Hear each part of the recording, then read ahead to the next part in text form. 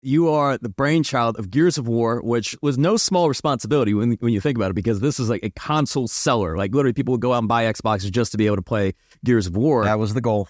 What an incredible ride, what an incredible journey. But I'd love to just hear about one of the things that was so interesting to me was, the first Gears comes out, it's a huge hit, but then the expectations to deliver again and again and again. And how did you manage that? First off, I'm flattered that you say that, it was all me. I mean, I was certainly instrumental in, so much of what the game and the franchise was and is. But it was also, we had our version of the Beatles at that point. I had, Lee Perry, who was such an amazing game designer to work with, Chris Perna as art director. And before that, Jerry O'Flaherty, who defined the look of the first Gears, which an entire console generation then seemed to copy. Guys like Rod Ferguson, who, he didn't just make sure the game was in tip-top shape and he shipped it. He also contributed a lot creatively to the game. So we had kind of that perfect storm for a while. But, once the first one hit and it was big, Rod would gather the leads in his office and he had a process that he would call it new, better, more. We're going to do a sequel here. What's going to be new in the sequel? What's going to be better than what we did before? What are we just going to have more of? We come up with all these crazy ideas. I type up, okay, I want to see this creature, that creature. I want to see this environment, that environment. And then we need to take this one character and take Dom. And then eventually he finds his wife. And the locusts have tortured her to the point where he actually has to, euthanize his own fucking wife using his big giant bolt-hawk pistol in the depths of the underground of this planet. I mean, I was in a pretty dark place, apparently, emotionally, when I was creatively creating these games. It's somewhat like, validation all these years later. If you go to YouTube and you look up key scenes in the Gears of War franchise, such as Dominic Santiago, having to put down his wife, the character later sacrificing himself for the squad. At the end of the game where Marcus kills the queen. Spoiler, it's been years. Spoilers, yeah. Yeah, but, the game really resonated with people. All of the YouTube comments are like, this is the first game to ever make me cry, which makes me feel so good because at the time, we got so much shit for being this dude bro game about these bros and they're all buff and they got chainsaw guns and there's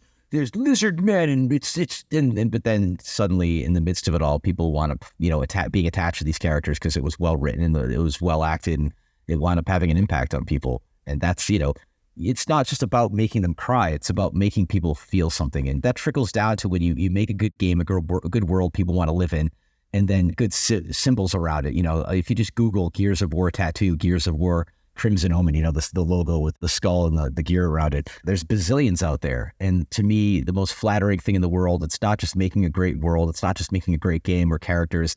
And yes, making money and being known for it. But when people are willing to scar their fucking body with something that you came up with, that is the most flattering thing in the world. And then later to then spend hundreds of hours making this cosplay for characters with all this incredible body armor and then to actually run into them at these conventions, that's also insanely flattering. And I love creating worlds. That's something I hope I get to do for the foreseeable future, right? I'm just, keep working, keep creating. Yeah. So I'd love to hear just about your experience just on the ride up, right? Because during this time, the video games are becoming more and more mainstream. Obviously, you're becoming more successful. And I think in the book, you describe it as like this awkward descent from shy, acne-riddled introvert to sports car driving, celebrity rubbing shoulders with Bill Gates and Ice Cube and Coco and everything like that. And just your life is just transforming. What was that experience like? Did you ever just stop and say, hey, this is crazy? Well, I think it's a massive case of imposter syndrome.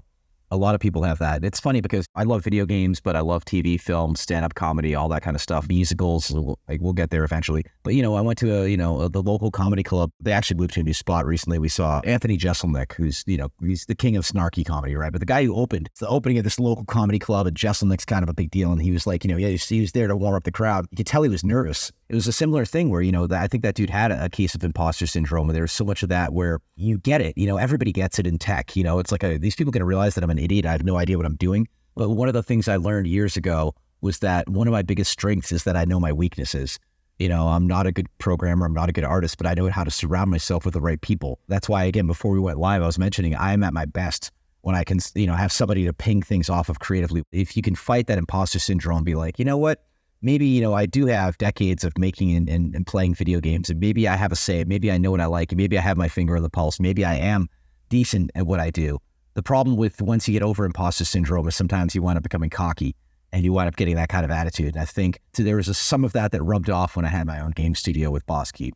And I was like, I made the Gears of War games and the Unreal games and all this stuff, and I've never really failed. And it's like, Overwatch shows up and completely crushes the cool game that we made. The internet then just, puts up YouTube think pieces thinking it's fucking hilarious in spite of the fact that my studio folding basically broke me for a year. So the big takeaway from that is imposter syndrome is going to kick in. And if you can get over it, don't wind up with cocky syndrome.